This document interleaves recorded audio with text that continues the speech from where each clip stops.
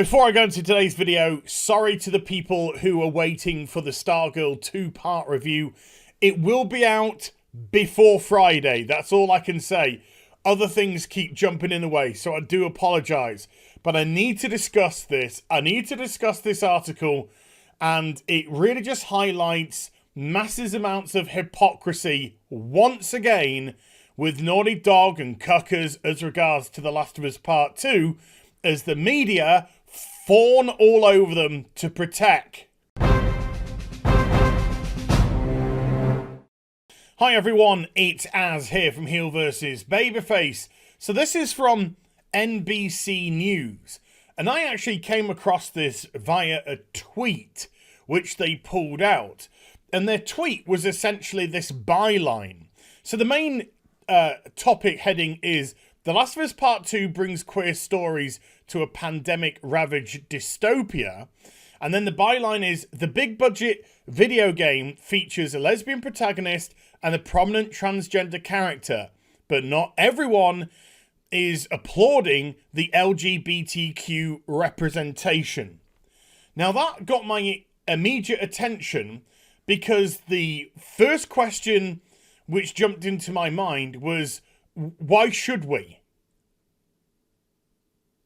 And I think that's a really important question to ask, because this is at the foundation of a lot of what we've been seeing with television, film, and now starting to infiltrate video games over the last goodness knows how many years now, which is identity politics, and how it's been done for all the wrong reasons, and how it's been systematically rejected almost at every given turn. Why? Mainly because of the handling of it all. So just because a game has representation, why do we need to automatically applaud that? That's what a sycophant would do. What you have to do is question, does it actually make the story better? Does it make the characters better? What does it bring to the table? What it brings to the table, is that relevant in the context of your story? There's lots of avenues for discussion. And the sad thing about today's day and age is people like myself who want to have these discussions, who want to ask these questions, are getting told that we're isphobes and isms. Because they don't like it when they're challenged, because they just want to use these representations as trophies to be dangled out. And we're going to go into some elements of hypocrisy here. But I want to go into this article a fair bit now. So, the messages Ian Alexander has received from fans about the transgender character he plays in the new blockbuster video game Last of Us Part 2 have been bittersweet. The messages telling him his performance has helped players to come out also remind him of the representation he didn't have when he was growing up. Quote, "It made me think about how seeing a character like that when I was younger and coming to terms with my gender might have been so comforting and validating, and how I didn't have that," said Alexander, who's 19 years old now. But he did said the messages, I think he did say the messages, nice proofreading, also make him happy that I can be that for some people.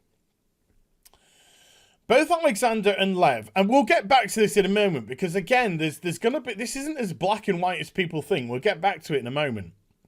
Both Alexander and Lev, the character he plays, are transgender.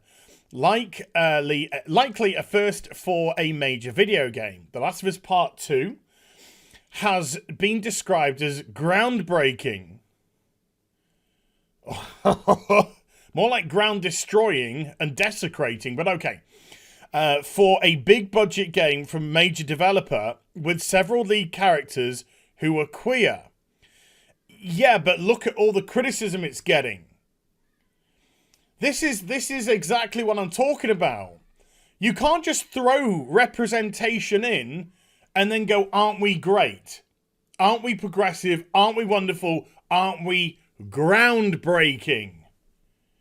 if it has a detrimental effect on a story, if it doesn't make sense in the context of the world, if the character that they put in is bland and basic, all these types of things. Those are things which need to be questioned.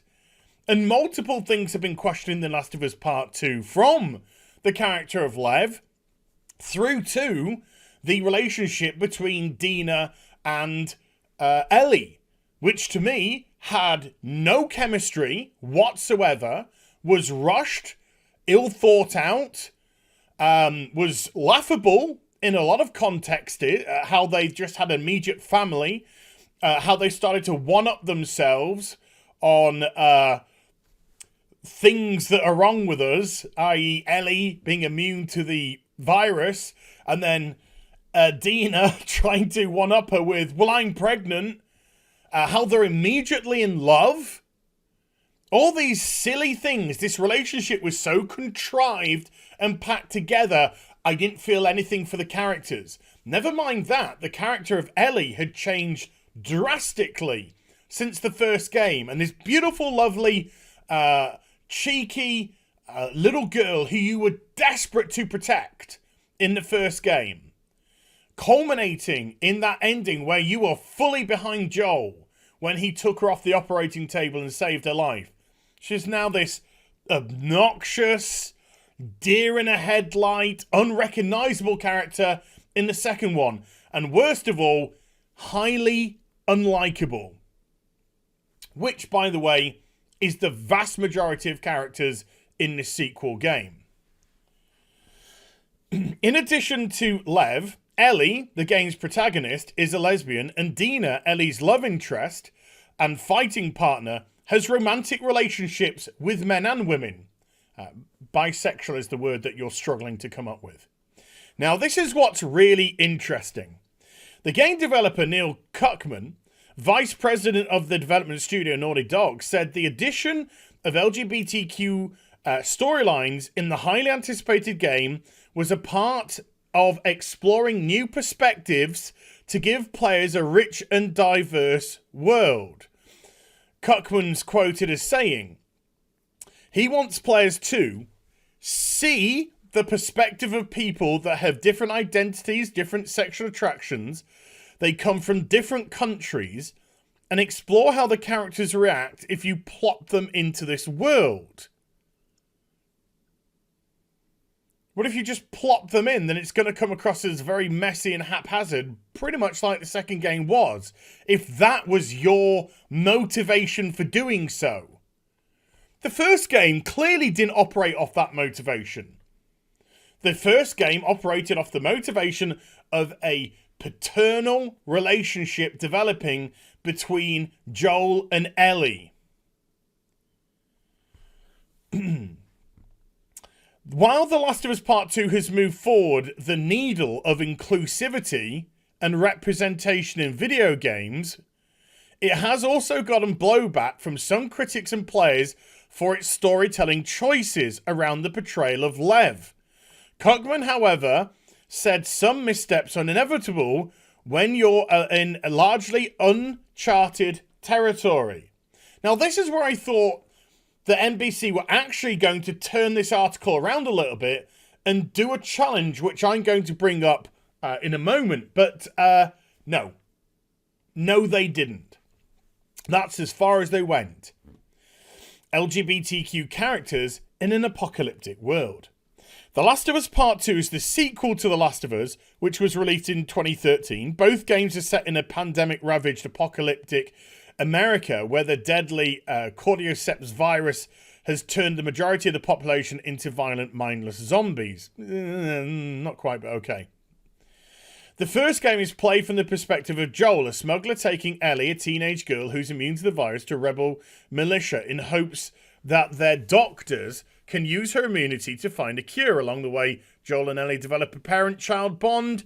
When Joel learns that Ellie would have to be sacrificed for the cure, he fights to free her, eventually fleeing the hospital with Ellie while she's sedated. The second game starts several years later. Joel and Ellie are living in a small town with other uninfected people, and life appears to be starting anew. This time, instead of playing as Joel, gamers play from the perspective of Ellie, who's now 19. When Joel is murdered by a group of mysterious travellers, including a new character, Abby Smash, whom players control later in the game, Ellie sets about on a quest for revenge with her love interest Dina, who she got together with the night before Joel's death. The night before Joel's death, they kissed for the first time. While Joel is having his head caved in by a golf club, they're smoking dope and making out in a bunker when they should be on patrol, and they're talking to each other about rating their kiss from the night before in some of the worst, cringiest dialogue that you can imagine. But now they're dating, they're a couple, they're in love forevers. Not bad for the space of approximately 10 hours. Round of applause. Seal of approval. Later in the game, while playing from the perspective of Abby, gamers are introduced to Lev and his sister Yara. Lev and Yara have fled retribution from an ultra-religious, uninfected faction, the Seraphites. After Lev shaves his head and starts identifying as a male. The siblings soon become Abby's friends, and Lev and Abby later team up to fight both the zombies and the Seraphites. This was done in a weird way. They come together, I mean, I wouldn't even class it as organically, really. Okay, yes, no, they come together semi-organically, in as much as Abby is just about to be hung and quartered. Well, not quartered, gutted. And the Seraphites have captured Yara. And so they break Yara's arm with a hammer, and then Lev comes in with his bow and arrow and starts shooting the Seraphites, and then Abby is able to help. And then they all run away from the Seraphites together, and then they mutually help each other, and then Abby leaves them. Leaves them. When she thinks they're all in a position of safety, she leaves them in a building and says, right, whatever the state of Yara is with her arm in the morning, you got to get out of here because this area is patrolled. See you later. Gets her stuff, goes and leaves. Wakes up the next day and is suddenly like, do you know what? I wonder how they're getting on. I'm going to backtrack all the way back through that patrol that I said that they do, the Seraphites, not her own people, and I'm going to check on them. Out of the blue, out of nowhere. Didn't care the night before, suddenly gives a toss in the morning. Very contrived indeed. There's an open door policy at Naughty Dog, Druckmann said, in which anyone on the team can pitch ideas for a game the company is developing. Yeah, but just don't be on a, what do they call them? Those group think sessions, whatever.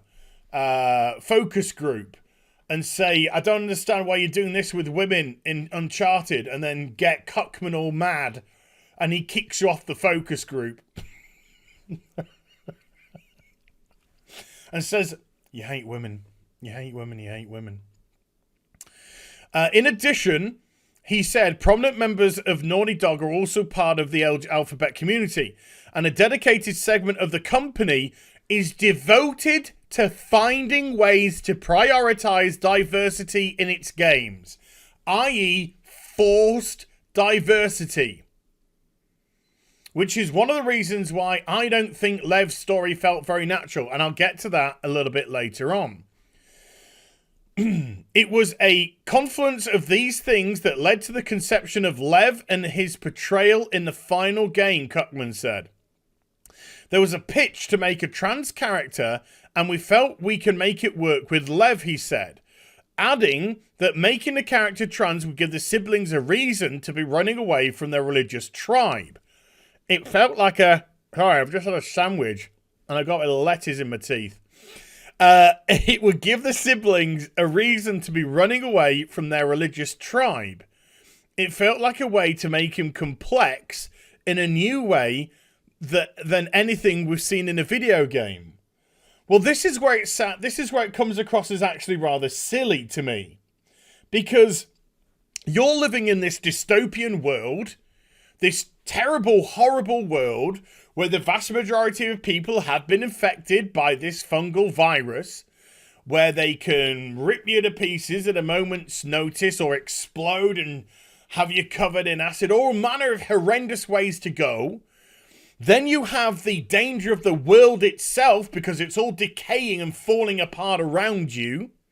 Then you have the surviving humans who have broken off into various tribes. And if you come across one of their tribes, then they'll do all manner of stuff to you. We've had the cannibals from the first game.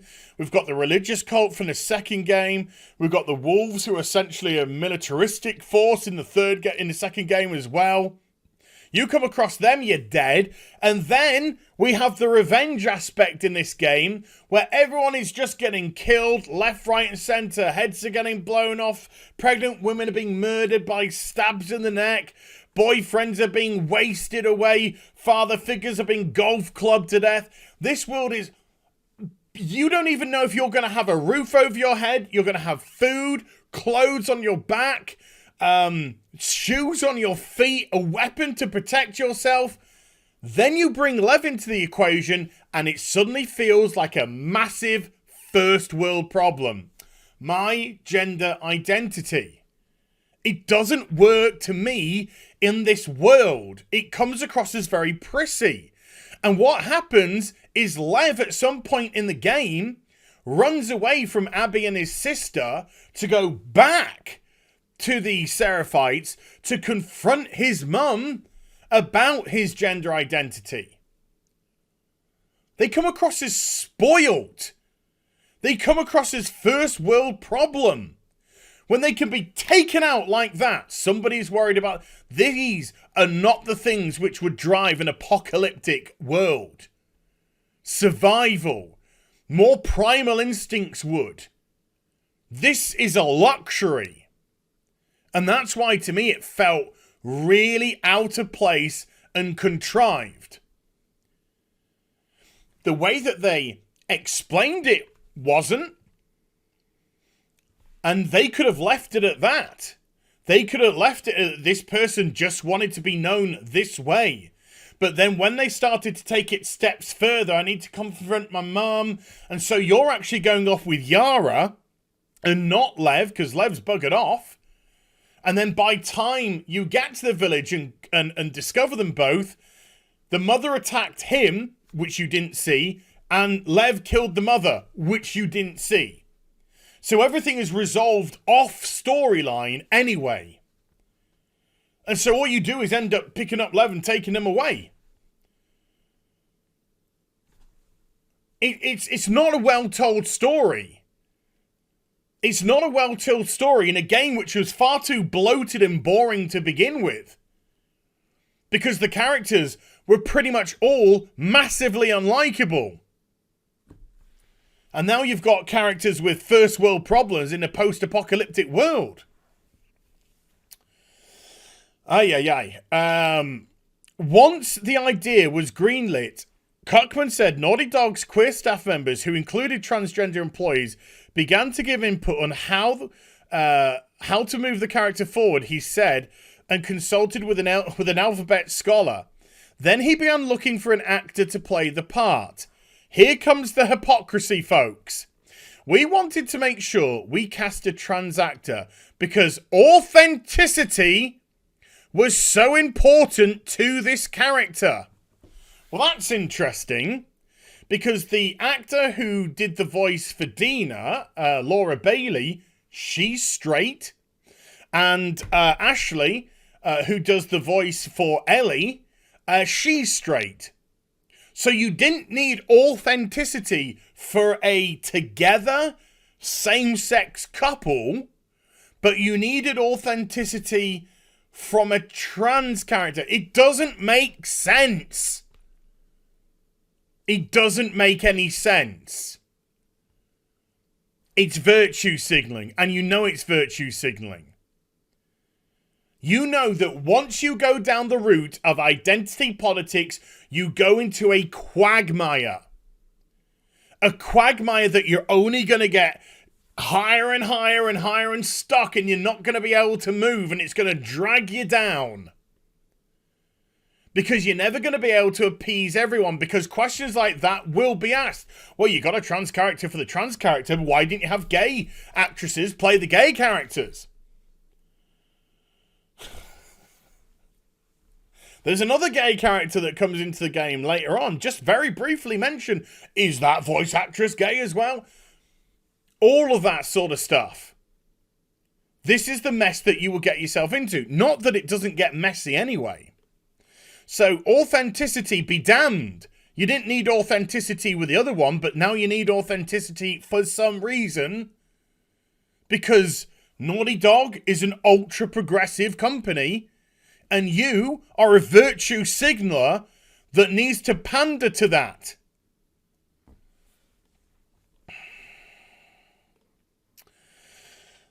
We got very lucky that there were fans of the OA, he said, and the Netflix series in which Alexander had their first role. Alexander didn't have representation at the time, but Kirkman was able to track them down. Now, they say that they go into here and that it kind of mirrored their backstory a bit. But what kind of gets me here is, this is what Ian Alexander says. I remember reading it and being like, did they base this off my life? He said, I was raised in a very religious conservative background. When I was about 12 or 13 years old, it was when I was coming to terms with my gender identity. That's a very young age. That is a very young age indeed. When I was, I'm just going to say this because it's true. When I was a kid, around that sort of age, if we had girls that liked to play with us boys and do the sorts of games that we liked, the football, the cricket, the chasing, the tag, all that sort of business, they were just called tomboys. They were just called tomboys. That's the nature of what it was called. There wasn't any sort of a gender identity issue that the parents needed to sit down and discuss. They're just tomboys. They like to do that sort of thing, and as you grow older, you develop more and more. So it's such a dangerous age to put labels on a child. Even if the child thinks that way, they need nurturing. It's horrifying nowadays with this sort of stuff. And it is vastly concerning when they go into these aspects at such a tender age. Then we go into the dead naming situation. In many ways, Lev is a first step forward for trans representation in video games, but some critics have said that the stereotypes in Last of Us Part 2 that could be harmful. Cuckman and Alexander said they hope Lev is moving the industry in the right direction, but they acknowledge that certain aspects of the character and how the story plays out have been criticised by both cis and trans gamers. The criticisms often centre on a scene where Lev is dead named by members of the religious tribe he fled, meaning they refer to him by his birth name rather than his preferred name. That's the point! They're not accepting their decision. And so they are going to see them as, I think it was Lily that they were called. That's them. They're the, quote, bad guys. Bad guys aren't there to make your life comfortable. Bad guys are there to make you feel decidedly uncomfortable. They're there not to respect your feelings and your desires and your gender pronouns. And that's why it sounds so stupid in a post-apocalyptic game and world. But of course, when you're in the quagmire, not only are you desperately trying to appease everyone, but now the critics are coming out, well, there's just not enough gender identity representation in your gender identity representation game. And in this scene, in Act 3, Part 2, it's 3 seconds in, they say they did name. These are the issues that you open yourselves to. And that's why you have to say, does it really benefit the game? If you took Lev out of the game, would The Last of Us Part 2 be any worse? I would say no. The character that didn't have that much of an impact at all. You could remove Yara and Lev from the game. It wouldn't have an impact on the game. In actual fact, you could probably remove quite a few of the characters because the game was bloated and boring and lacked very specific direction because they were juggling so many micro stories all over the place in a desperate attempt to try and make you feel something for the horrible characters that smashed Joel's head in at the beginning. And it didn't work, if you ask me. So as you can see, I'm not going to go any further. We've gone plenty. I might do the last bit here. Cuckman hasn't shied away from the criticism of The Last of Us Part 2. Oh, no. He's just gone ultra insecure about it all. He's gone ultra passive-aggressive about it all. No, he's fine. He's fine. Saying he hopes the debate leads to better representation. No. I hope the debate leads to better storytelling and better decision making, and whether or not they actually fit in that world. That's what I hope. Because if all you want to do is continue a forced diversity route, which you have clearly admitted in here, having a segment of your company which is specifically looking to cram people in for the sake of cramming people in, instead of actually just developing a natural story and seeing where it leads, then these are the problems that you're going to get. Oy vey. So there we go, folks. I think that's enough for now. Hope you enjoyed the vid. If you did, do get a thumbs up and also subscribe to the channel. Follow me on social media and YouTube for live streaming. Links are in the description box down below. And I'll be back with some more stuff very soon. You take care. Bye for now.